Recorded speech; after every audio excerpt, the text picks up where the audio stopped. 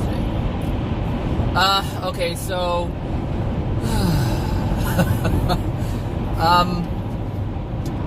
so it wasn't yesterday that I made the video. Last night is the night that I uploaded the video before this one here, which was the day that I actually made it was the 27th. And I had said some things in there, and I wanted to piggyback and explain and kind of like expand on some of the things, not on the actual subject that I was talking about, but I wanted to talk about the reset button. Well, I'm just going to call it the reset button, but there's a reset for us as human beings, and that reset is when we pass away. Because I had said some things yesterday about making transformations, and sometimes what we do is we make physical alterations, and those things are permanent. And like I said, sometimes it's difficult to find the emotional injuries within ourselves if we're wearing a mask. So if you have changed your sex, or you're doing plastic surgery to try to change yourself because you're not happy with who and what you were born into, I shouldn't even say that, because your soul is what dictates your body.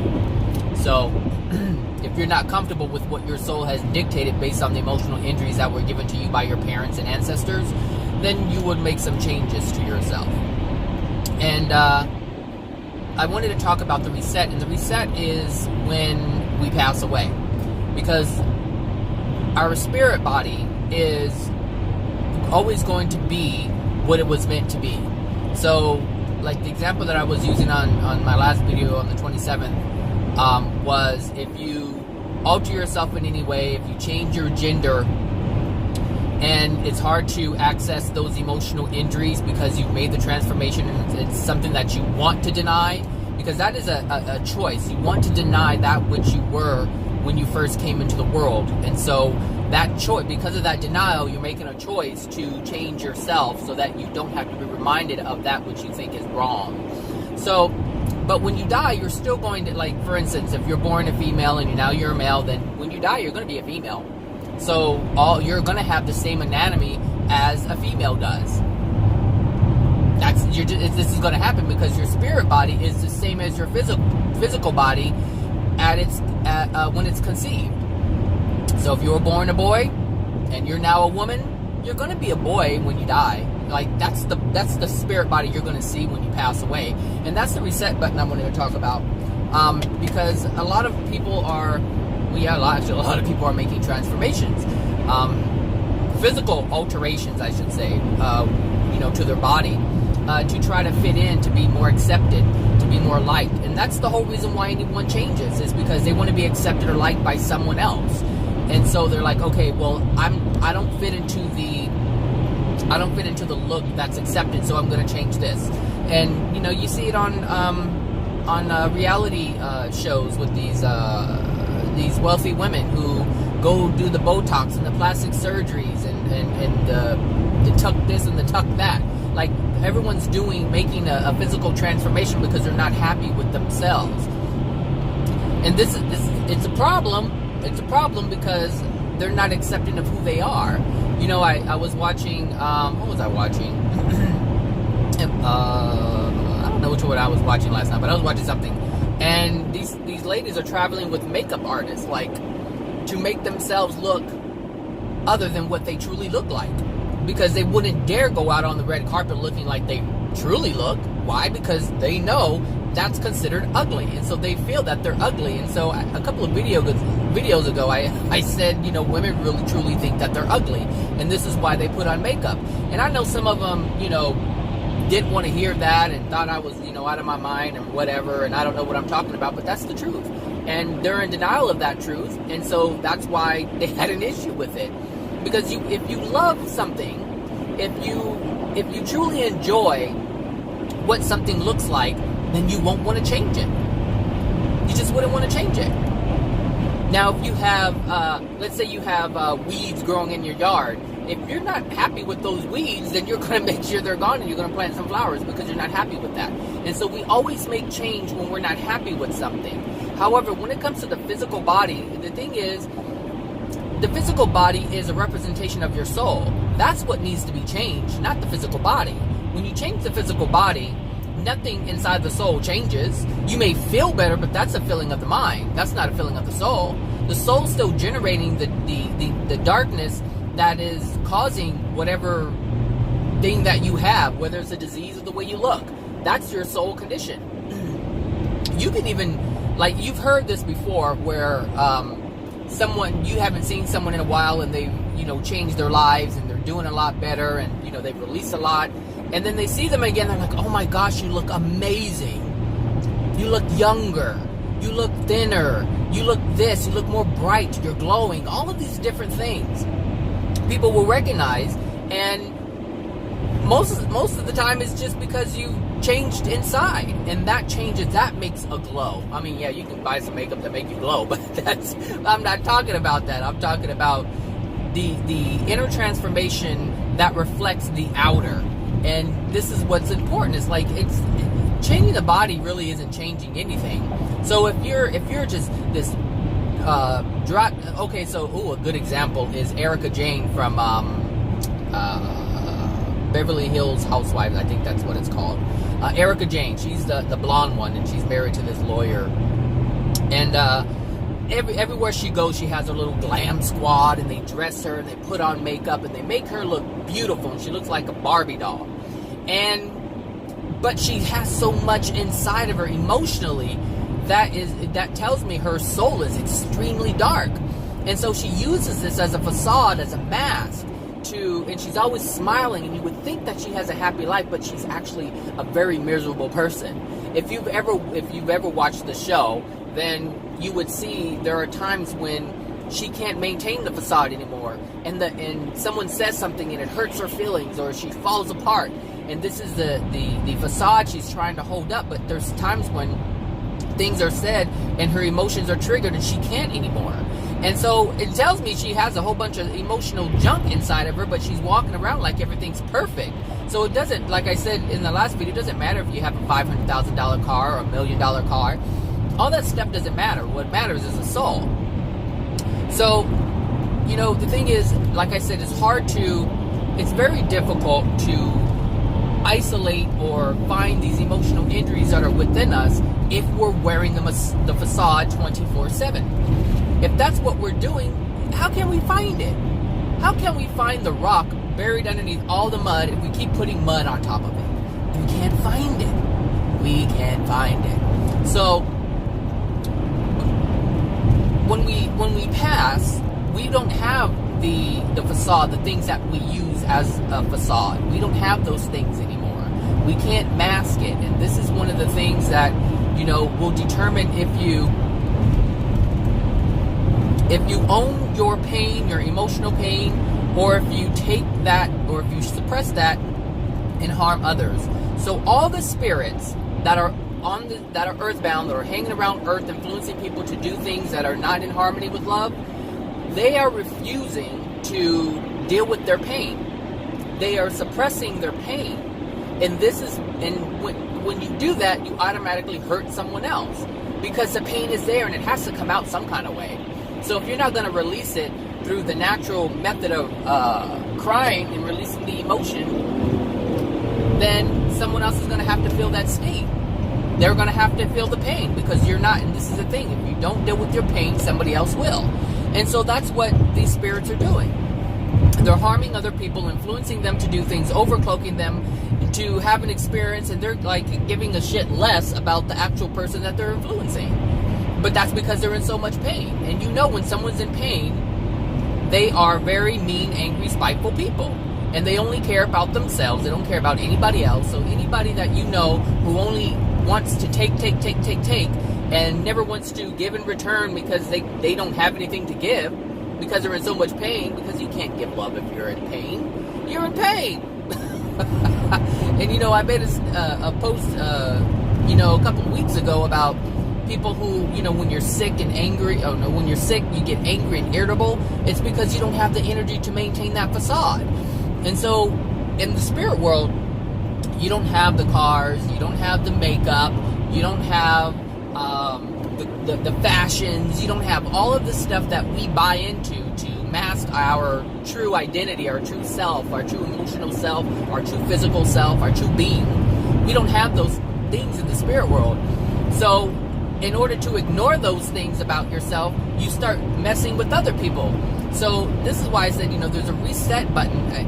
I'm calling it a reset button. That's not what it's called technically. I don't know what the hell it's called. But there is an option to reset. Because at that point, all of the facades are gone. And now you're just faced with you and everything and all the contents within your soul. And that is the opportunity. If you're listening to this video, then this is going to be your opportunity. And I'm not saying go and commit suicide. That's not what I'm saying, because then you'll be in an even darker place if you do that. So don't go thinking, I can just end my life now and then it's a reset. No, because you're going to regret that decision if you do that. But what I'm saying is, when you pass, you can work on the things that you can work on now, but this is not the end of your journey. When we pass away, that's not the end of it. It's just a different chapter. That's all it is. But you're still going to remember everything that you did on Earth.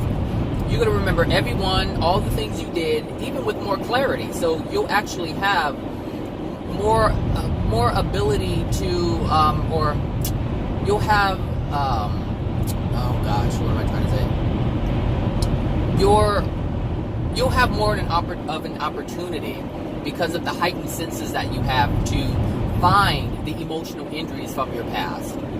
The things that you are still engaging in now, in terms of addictions, to deny that, since those things won't be there, you'll have a more of an opportunity to access them, in addition to your mind being able to, or your mind not being as stifled as it is now on Earth. Because the brain that we have now is not working at the capacity it should be working at. But that's because we're on Earth. But as soon as you pass, there's a lot more that you're going to be aware of, and it's going to help you to find these things. So there's that reset button is so much opportunity to change, so much opportunity to transform, and that's going to be the moment. That's going to be the moment. And here's the thing: within the first couple of weeks, you're going to be greeted, like I've said in my previous videos, you will be greeted with those who have passed that you've known, but you'll also be greeted by some celestial spirits, celestial beings, who are going to help you. These people are very, very, very, very, very bright, and they have a great deal of love, and they know what divine love is, and they want to give you an opportunity. And this is part of that reset button I'm talking about. They're going to give you an opportunity to face that which dwells within your soul, because that's the only thing that matters. I know some of you listen to me and you think that I'm crazy, I'm out of my mind. But what I'm saying is true. What I'm saying is going to happen to you. And all the things that I talk about in terms of your soul, that's the only thing that matters. You have religions who, in different faiths, that talk about all these different things, but they don't talk about the real thing. They don't talk about the soul. They may mention you have a soul, but they don't talk about how it works, because they don't know how it works. They don't talk about, I was just thinking about this yesterday, actually. Religions talk about all the things that need to be done in order to be so-called in God's kingdom, but they don't tell you exactly how to achieve that. They just say this is what needs to be done. And so they don't tell. It's almost like a teacher giving you a math problem and say, solve that math problem, because this is the answer. They give you the answer and the problem, but they don't show you how to solve the problem. And so they just say, figure it out. And that's what churches really do. That's what religions really do, is they say, hey, this is what God says needs to be done. We have to be this and we have to be that. And that's it. And then they send you home after they collect what they need to collect from the collection basket. After they get their money, they tell you to be a good person. They say, all right, have a good one. See you next Sunday. But they don't tell you how to achieve that. I'm telling you how to achieve that. I'm telling you about the emotional injuries. I'm telling you about the unloving things that we do. I'm telling you about God's laws. I'm telling you about all these different things, truth, and just, I'm telling you about it. So either you want to listen or you don't. That is your choice. But I'm explaining the things that religions don't tell you. I'm not saying you have to give up God. Oh gosh, no, obviously I believe in God. I believe in Jesus too. But I don't believe that he's the one to save you. You're the one to be able to save yourself. You're the only one who can save yourself, which is why you haven't been saved yet. You have to do it, and it's a gradual process. And the reason why it's a gradual process is because humanity has dug a huge hole. It's a huge hole, and it's trying to feel. Every time you have truth, every time you have more love in your soul, what's happening is you're filling in the hole. You're filling in the hole with dirt, and this is going to allow you to crawl out. You can't just do it right away because you only have 2 hands. So it's going to take a while to fill in all of the big old hole that humanity has created. I swear these examples that I have, oh my gosh. We're going to come in here in the red. Uh-oh, those are my paper cups. So yeah, the reset button. I'm not looking forward to dying, but I'm looking forward to the reset button, because there's a lot of things that I can work on while I'm here, and I'm willing to do that. But there are some things I'm not even recognizing, and like the video that I made on the 27th, and how the universe was showing me that, you know, I need to take care of this because this is a huge aspect. You know, when I was suppressing myself about being gay and all this because I didn't want to be teased and people were making fun and doing all this stuff. Well, look, what I had to understand, this is what I had to realize from that. And because I know this, like I intellectually knew this, but I wasn't putting the pieces together until the 27th. And that morning, like that, everything came together, which is why I was laughing like crazy, because I freaking put the dots together. But that's what I want, and that's what I have to expect from myself. I have to do that work. See, no one told me how to do it. Now, there were forces and energies that put it before me, but I had to make the connection. I had to get the pencil and draw the dots and connect them to see the picture. And I did that. And once I did that, everything became more clear in terms of why all of that was happening. Now, me suppressing that, well, so I know that when the soul incarnates, it's going to incarnate as a heterosexual or homosexual, being male or female, because of where the soul as a whole is energetically in terms of masculinity and femininity. I know that. And so I know that this is not an accident. I know it's part of God's creation. It's part of what God allows. It's part of all of the variety that God puts in everything that He creates. So I know technically, like I understood it intellectually, that there's nothing wrong with the process in terms of the whole how gays are created. Come on now, you have a number. Any car that has a number on it, that would drive so slow.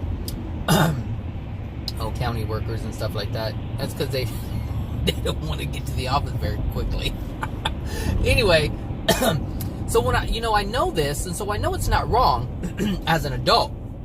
Remember I said in my last video, as an adult I know, but as a child I did not. And so, but if I'm suppressing that aspect of who I am, that is the basis of who I am. That is the crux of who I am. Like with that balance of femininity and masculinity that I have, there is just so much available to me that's different. Like for instance, what I have available to me energy wise is different than a heterosexual male, because I have something more in terms of the nurturing aspect of who I am because of what I am. But I was suppressing that. That's like a gift. To be nurturing and loving is a gift, and that part I was suppressing. And it's interesting because I was thinking like I used to be very straight and narrow. Like no expression. I was very serious. Like I really shut myself down. And this was up to maybe a few years ago. It wasn't until late that I started being more expressive. And you can hear it in my videos that I'm very expressive. But this isn't the half of how I used to be. This isn't the half of it at all. And I remember seeing a picture of myself when I was, gosh, how old was I? I had to be about 8 or 9, possibly 10. I don't know. But I was on a slide, and I was looking at what I was doing on the slide, I'm like, who is that? And then I remembered I used to be a happy kid. Like, I used to be that kid that was just very outgoing and smiled and laughed at anything. You could not shut me up for anything. I was expressive, and you would look. It's just, that's just who I was. And I remember, I just remember people's reaction to me as a child. And I was extremely liked as a child from adults, not from kids. Kids were assholes to me growing up. But as adults, they were really fond of me. And they were like, oh, wow, he's such an amazing child, blah, blah, blah, blah, blah, blah, blah, blah, blah. But I grew out of that. Somewhere along the line, I lost it. And I think this is when I started getting into I want to say third, fourth, starting from the third grade, I think, third, fourth, fifth. That's when, kids start, feeling themselves and, acting stupid and trying to fit in by hurting other people. And that's when things started shifting in me. But before that, oh my gosh, I was like dynamite. I was just explosive. And I'll upload the picture. I'll show you what I'm talking about, because right now I would never do anything like that. I would never be as expressive as I was when I was a child, because there's still an aspect of me that I'm suppressing, and this is what I was alluding to in my last video. There's still something that I'm suppressing, and I'm not sure what that is. But watching that movie and seeing how this guy was suppressed, or how he suppressed himself, and how he was hiding, he didn't allow himself to be who he really was, and he still didn't shine. Like, the movie didn't convey that completely. But they alluded to it, but they didn't show his like personality or character or anything like that change. Maybe because the person who wrote it is straight. I don't know who wrote the movie. I don't know anything about it like that. But at the end, it was a good movie. It was a good movie. That's all I'm saying. But no, you don't need to come over here. You can stay right there on your side, Mr. Senor. So anyway, this whole reset thing, I'm actually looking forward to it. Like I said, I'm not looking forward to dying. I still want to have my experience here. But I'm looking forward to that reset. It's no different than, you're working hard and you're looking forward to having a new house, moving into a new house. You're going to move into a new place in a year. So you're excited about that, but you still enjoy what you have now. And so I'm enjoying what I have now. I'm enjoying my experience here while I'm here, because there is a part of me that doesn't want to leave this place, because it's all I've known. And so that has, obviously, a fear of leaving means that there's a certain comfortability that I'm getting from being here. And because I haven't been to this, that's not true either, because every night I'm going to the spirit world, but I don't remember it. I remembered it when I was a child. That I do remember. I remember the spirit world when I was 10, 10, 11, maybe 12. No, 10. No. It had to be after 10, 11, 12, 13. Around 11 or 12, 10, 11, 12, I remember the spirit world.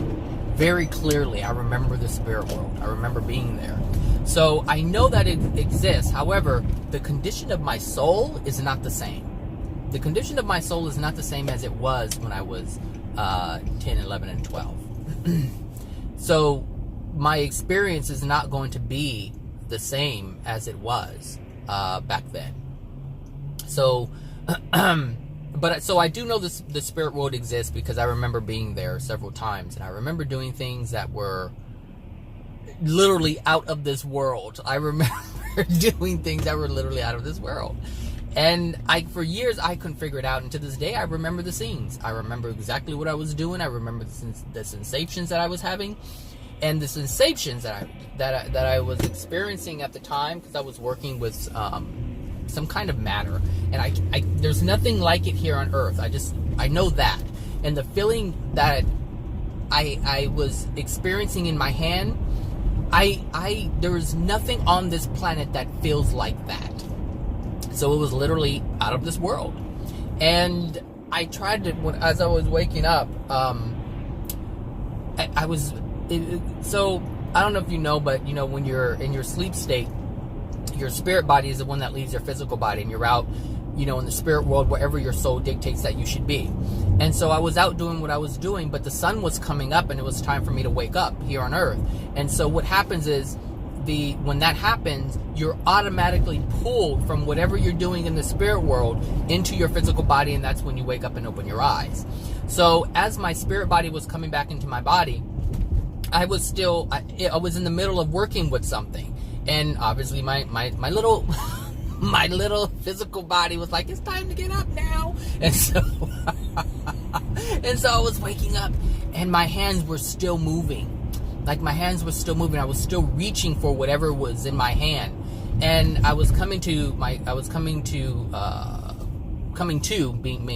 being aware consciously in my spirit body. Are you gonna try to cross over? Because sometimes you guys do some crazy stuff. I'm gonna let you go because you have Uber passengers in your car. I don't want them to give you 1 star because you don't know what you're doing. Anyway, so as I was coming to, my hands were moving, and I was trying to get the sensation back. And I opened my eyes a little bit, and I was like, no, I was trying to go back to sleep, close my eyes so I can feel it again, and I couldn't get it back. And as I was lying there in bed, I was like, what was that? Like, my earthly awake state couldn't register what was the sensation that was in my hand. And I was thinking about different things that it could be that I've ever interacted with that was similar in sensation, and I couldn't find it. I just could not find it. And let me see what else. Yeah, that was it about that. But anyway, your sleep state. So not your sleep state, but when you pass, that's going to be the reset button that you're going to utilize to improve yourself. So if you feel your life is crap and you can't find what your emotional injuries are, and you want to get to the big ones, don't worry about that stuff. I have a friend who's trying to shove everything in 5 minutes. I'm like, stop it. But he just wants to get it done. His progression is his own, and his journey is his own, and he's going to work it the way he wants to work it. And that's his prerogative. He can do it. But he's trying to force, it's almost like he's trying to sit in a classroom and just work out all the problems. But in order to work out the problems, you have to be present, you have to be relaxed. You cannot force this. And this is where the frustration comes. Because he's trying to force something using his will, but releasing emotional injuries, it has nothing to do with your will to force it. You have to allow it. You have to allow it to flow. You have to be relaxed and feel the emotion. You can't force the emotion, or else you're going to force something else. What happens a lot of the times is we try to access these emotions, and we end up shedding tears, but these tears have nothing to do with the causal injury. Meaning, people will cry, but they're crying because of the pain. They're crying because of the pain. I should say they're crying because of the effects of the emotional injury. They're not crying because of the emotional injury. And there's a huge difference. Like, you can, if you cut your finger, you can cry. You can if that's pain that you're feeling, then you can access the causal feeling that actually caused you to actually cut your finger, or you can cry because the finger is cut and you feel pain. And this is what happens a lot of times, is we don't cry for the causal reasons. We cry for the effects, and that's not going to help you with the emotional injuries.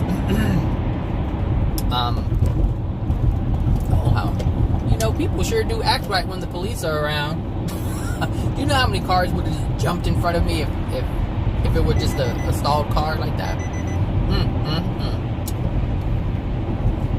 So does that mean we have to have police at every so many miles, or every mile, so people will act right? Anyway, so yeah. Anyway, the reset button. I think it's going to be amazing for a lot of you. Oh, that's what I was talking about. Within the first couple of weeks, like I said, there's going to be some celestial beings. At that point, You are being given a choice. Their presence, they're not going to tell you this, because everything is, they're going to offer it to you is what's going to happen.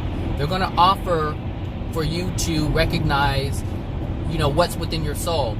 And the thing is, if you haven't listened to this video, if you don't know anything about it, it's like someone walking up to you saying, hey, I have this offer to erase all of your debt. And you can either want to engage in it or not engage in it. But part of in getting your debt erased is actually acknowledging all the things that you did to create the debt, so that you understand it and don't create it again. So if someone offered you something like that, you're like, get out of here.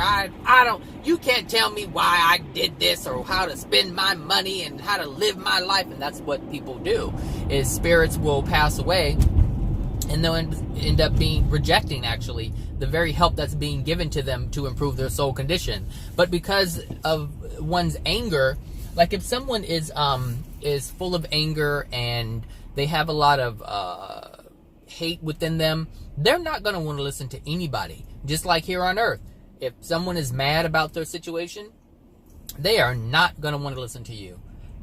Even if it's a family member, they'll curse you out and be like, you don't know, you don't understand, what can you do for me? You haven't done anything for me before, and where were you when I was... You look, all these different things people will come up with because of their anger. And when that happens, you deny yourself the opportunity to fix that which is broken within you, to fix that, to remove that which is toxic within you. This is what happens. So I know I need to buy some coffee creamer. Shoot. I'll go to Costco later. So like I said in the beginning, the first couple of weeks, you're going to be in a very and this is with all spirits. When you pass, you are greeted by family members and celestial beings, and they are there to help you so that you can improve your soul condition, because they understand that you have been here on earth not knowing what the heck is going on. And because there is a rule of non-interference. And it's funny because Dolores Cannon had mentioned this before. She said there's a rule of non-interference, and that comes from celestial beings. Yes, indeed. However, and it's kind of like the prime directive on Star Trek. Like, they can't interfere with life outside. They can't interfere with other worlds, life on other worlds. They have to allow them to progress on their own and figure things out on their own. And when we interfere, we change the time. It's almost like not timeline, but we change the trajectory of that civilization. And so that's what happens when spirits interfere, and they're not supposed to interfere. So hold on a second.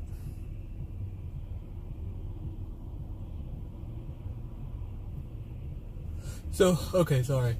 The spirits understand that the reason why they're there to help you when you pass, because now you're no longer on Earth, and so the rules that apply to Earth don't apply in the spirit world, because now you're like, someone on Earth can help you, and that's fine, but a celestial spirit would never come in and alter something to fix something, because they give you the opportunity, the right to fix it yourself. One, because you created it yourself, and if you don't learn how to fix that or correct that which you have created, you'll just create it again. And this is why celestial beings don't interfere. Like, what the hell is going on here, lady? Look, you're eating too much McDonald's because you're not thinking clearly. What was I saying?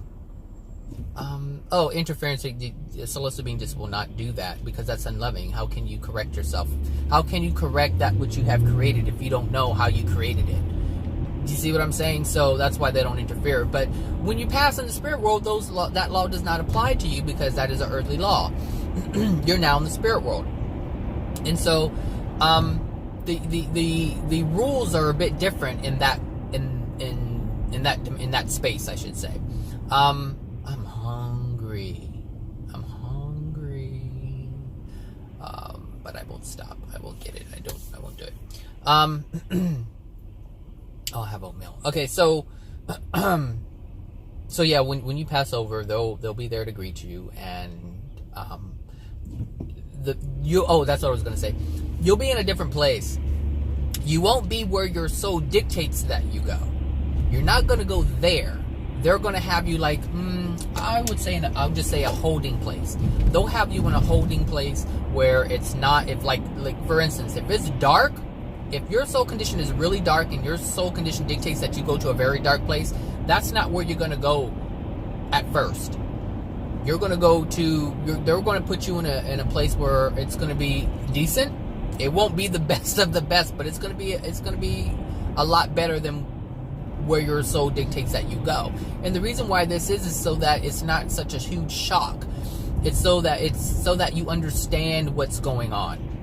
And so when you do go where your soul dictates that you go, so you can work on your stuff, they're gonna it's just a gradual thing. And this is a loving thing. Like, who throws you in a position of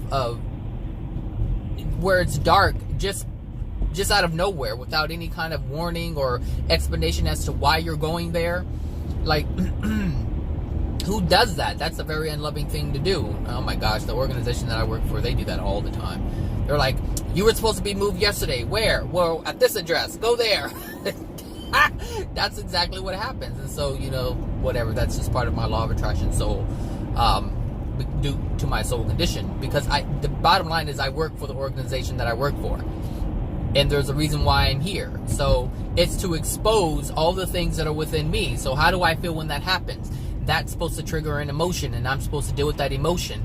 So that, and obviously I haven't dealt with that emotion because I'm still here. I've been here 14 years. And that's saying a lot right now. I'm listening to myself. I'm like, I've been here 14 years. And meaning I have been experiencing the same thing over and over and over again. And I haven't isolated the emotion that's causing me to be here. So I have to release some emotions. Now I really have to get on it because I've been here 14 years. Oh my gosh. Like, wow. That's crazy. I didn't even think about that until right now. I told you these videos, like, I listen to my videos, I listen to myself, and I don't just talk. I listen to the things that I'm saying, and I try to apply the things that I'm saying. So it's not just preaching. It's like I'm trying to practice what I preach. I'm trying to live by my own word. I'm not just putting it out there. So anyway, there's gonna be a transformation or a transition at the end of your life cycle here, and it's going to be something that is going to be incredible. It can be incredible. It's going to be incredible no matter what. I mean, if you like where you're at or you don't like where you're at, that's besides the point. The point is, you're going to be in a place where you're going to be forced. I don't want to say forced, but you are going to be forced to look at the things that are within your soul. What's going to make it pleasant or not is your resistance to wanting to get rid of those things or not. So if you have resistance to it, you're going to think it's mean and wrong, and why are you suffering? But if you want to get rid of your emotional injuries, you're going to embrace where you're at, because it's going to show you all the darkness that's what's in your soul, or that's within your soul. You know that's your soul condition, and you have to, and you're going to feel it, and you can ask for help. Look, help in the spirit world, you can ask for help. You just don't have the mask, the facade to ease into it. You don't have that option anymore. And the only way to ease that pain is if you do something to someone else. If you take over, if you overcloak their body, if you influence them to do things that are unloving to themselves so that you can get the feeling of whatever it is you're causing them to do. That's the only way it's going to be easy. But that's just darkening your soul even more. And you don't want to do that. You do not want to do that. Anyway, I'll end that here, and I think I'll end it here. So have a great Thursday, everyone. Friday's around the corner. We're supposed to get some rain. I'm excited about that, and so take care, and I'll talk to you soon. Bye now.